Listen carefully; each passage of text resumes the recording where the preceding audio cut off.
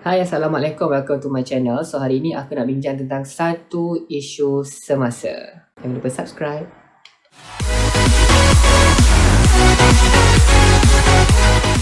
Again and again, ia adalah satu isu yang telah banyak melibatkan nyawa manusia yang tak berdosa. So, untuk tahun ni sahaja, kita sudah ada beberapa kes yang melibatkan pemandu mabuk memandu sehingga mengakibatkan kematian nyawa. Dalam video kali ini, aku ada jumpa beberapa kes yang telah banyak dilaporkan oleh media untuk tahun ni sahaja. Sebab aku tak campur tahun-tahun lain, tapi kejap lagi aku akan sebut juga beberapa statistik yang dilaporkan daripada kes pemandu mabuk yang mengakibatkan kematian ni. So, kes yang pertama, tahun ni 25 Januari di Pulau Pinang, seorang penunggang motosikal 40 tahun cedera parah dilanggar sebuah kereta dipandu lelaki berusia 24 tahun dipercayai di bawah pengaruh alkohol. 9 Februari 2020, Lebuh Raya Utara Selatan, Susu Keluar Perai Pulau Pinang, seorang pekerja kilang 39 tahun maut. Isterinya pula 36 tahun cedera parah selepas motosikal yang dimiliki mereka dirempuh oleh seorang lelaki berusia 34 tahun yang dipercayai memandu dalam keadaan yang mabuk. Dan untuk kes yang ini, pada bulan April yang lalu, setelah 2 bulan isteri bertarung nyawa di hospital akibat daripada rempuhan pemandu mabuk ini, akhirnya beliau telah menghembuskan nafas yang terakhir. Di negeri yang sama, 11 Februari di Pulau Pinang, 2 remaja berusia 21 tahun dan juga 19 tahun maut dirempuh oleh seorang wanita berusia 47 tahun yang disyaki mabuk memandu keretanya. 16 Februari di Lekas Negeri Sembilan, seorang pemandu kereta 34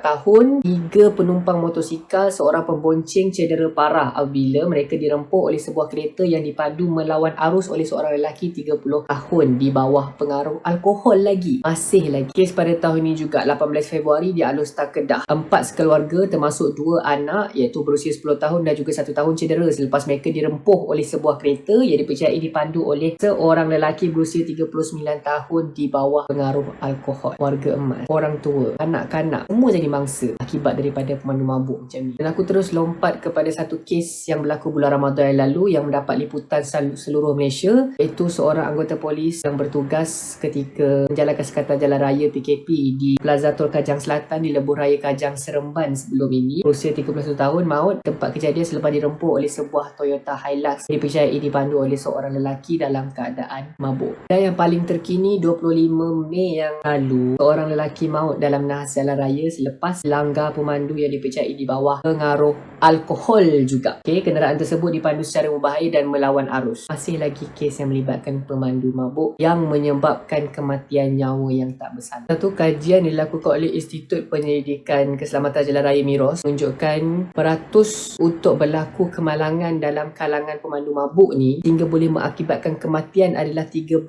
kali ganda lebih tinggi daripada kemalangan-kemalangan yang biasa di jalan raya. Maksudnya, seseorang pemandu yang dalam keadaan ada alkohol pada dia, peratus dia tak kisah. Kalau di Malaysia, kita tahulah 0.08% tu BAC dia. Tapi nak katakan kat sini, hatta kalau diminum alkohol, kalau ada kandungan alkohol pada dia tu, 13 kali ganda lebih tinggi untuk berlaku kemalangan tu sangat dahsyat berbanding situasi biasa. Itu menunjukkan kalau kau mabuk, jangan pandu.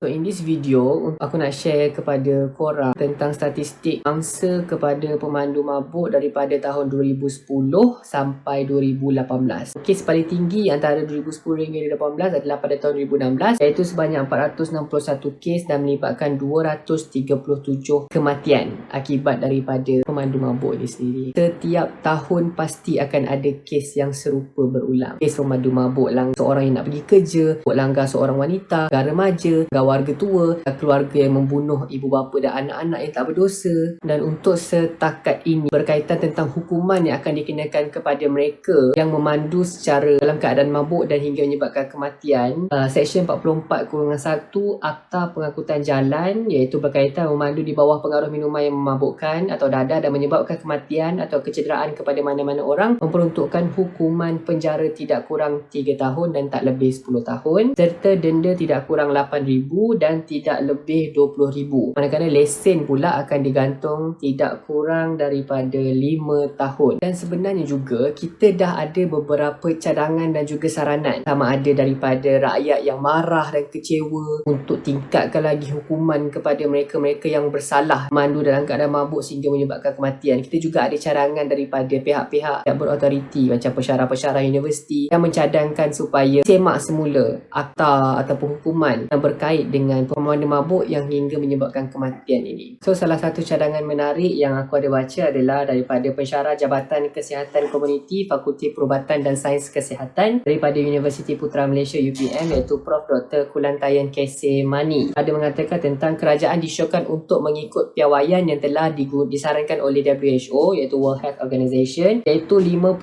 mg kandungan alkohol dalam 100 ml darah. Sebab sekarang ni BSC ataupun bacaan kandungan alkohol dalam darah yang digunakan oleh Malaysia adalah 80 mg kandungan alkohol dalam setiap 100 ml darah. Contoh, kalau seseorang tu dia bila disemak AC-nya oleh polis yang melakukan sekatan, contohnya bila semak kandungan alkohol dalam darah dia adalah 70 mg. Sedangkan kesalahan jalan raya lah, tapi dia tak disabitkan dengan kesalahan alkohol tu, memandu dalam keadaan yang memabukkan. Sebab peruntukan yang digunakan pakai oleh kerajaan kita sekarang ni adalah 80 mg, sedangkan yang disarankan oleh WHO adalah 50 mg dalam setiap 100 ml darah. So itu adalah salah satu kelemahan yang aku sebagai rakyat Malaysia boleh nampak lah dekat situ. Terlalu baik mungkin. Antara beberapa cadangan menarik yang aku jumpa yang melibatkan pemandu mabuk yang mengakibatkan kematian ni adalah, pertama sekali adalah penjara seumur hidup. Baguslah kalau buat, sebab dia dah menghilangkan nyawa orang lain kot. Kalau itu hukuman yang paling wajar, telah nilai perkara-perkara lain lah, of course lah. Tapi basically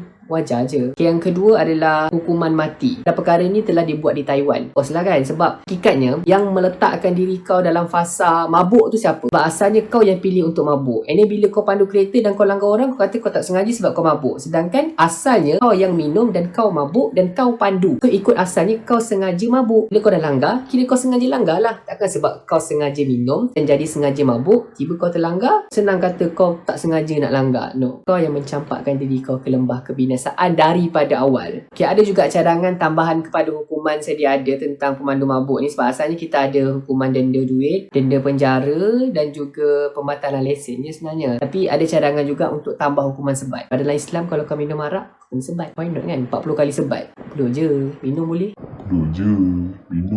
Ada cadangan daripada setengah pihak batal lesen hanya seumur hidup. Dan of course, salah satu perkara yang tak boleh kita tinggalkan adalah bayaran pempasan kepada waris mangsa. Dan harapnya kerajaan boleh fikirkan semula untuk memastikan waris mangsa ini menerima pampasan yang cukup tinggi dan setimpal terhadap perbuatan pemandu mabuk yang langsung tak bertanggungjawab ni. Okay, dan sebagai info tambahan kepada perbincangan topik tentang isu pemandu mabuk yang mengakibatkan kematian ini, ada beberapa perkara yang aku nak sampaikan juga tentang hukuman bagi pemandu mabuk. Pemanduan di bawah pengaruh ataupun drive under influence, DUI. Pengetahuan DUI bagi negara-negara luar adalah berbeza-beza, so ikut negara masing-masing. Okay, ada yang ikut WHO dan ada juga yang tak ikut seperti Malaysia. Tapi apa yang aku nak fokuskan adalah hukuman yang dikenakan oleh negara-negara ini kepada pemandu-pemandu mabuk yang melakukan kesalahan. Contoh, negara jiran kita Singapura, peningkatan denda sebanyak 500% bagi kesalahan kali kedua. Banyak kan? Norway, kesalahan kali kedua, penjara 3 minggu plus kerja buruh keras plus gantung lesen setahun. Tapi kalau diulang lagi kesalahan yang sama, gantung lesen selama-lamanya. Rusia,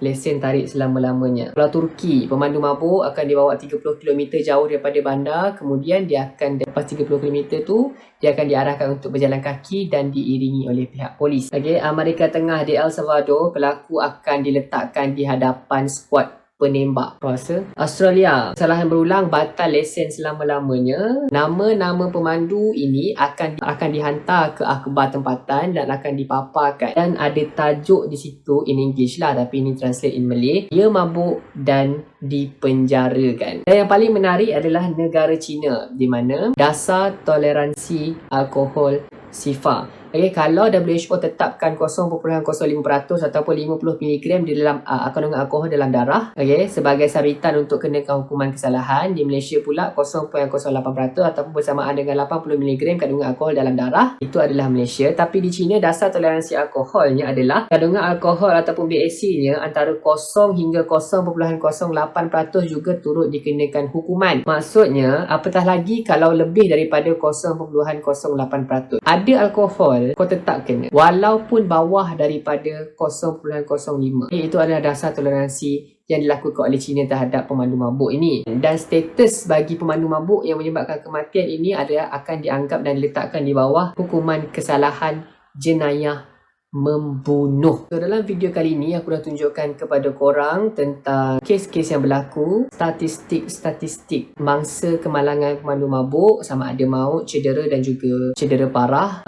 Kes yang tak ada setiap tahun, mesti akan ada. Walaupun kita ada PKP, Perintah Kawalan Pergerakan, pun masih berlaku hatta mengakibatkan kematian nyawa yang tak berdosa. Sebagai rakyat biasa, aku berasa simpati terhadap apa yang berlaku sebab mangsa-mangsa kemalangan pemandu mabuk ni tak kira usia. Sebab itu, kita letakkan diri kita dalam situasi kalau seandainya keluarga aku yang kena. Kita memang tak nak perkara macam ni berlaku. Tapi tolonglah kepada pemandu yang suka mabuk ataupun kaki mabuk di luar sana. Biasanya orang mabuk ni kaya, tak masalah pun. Kalau lepas kerja tu rasa nak pergi berjimba, balik tu naiklah e-hailing. Kau ada saranan daripada kementerian. Kau tak nak pun kau tidur tepi jalan tu. Kau kalau kena rompak nasib, minum arak boleh.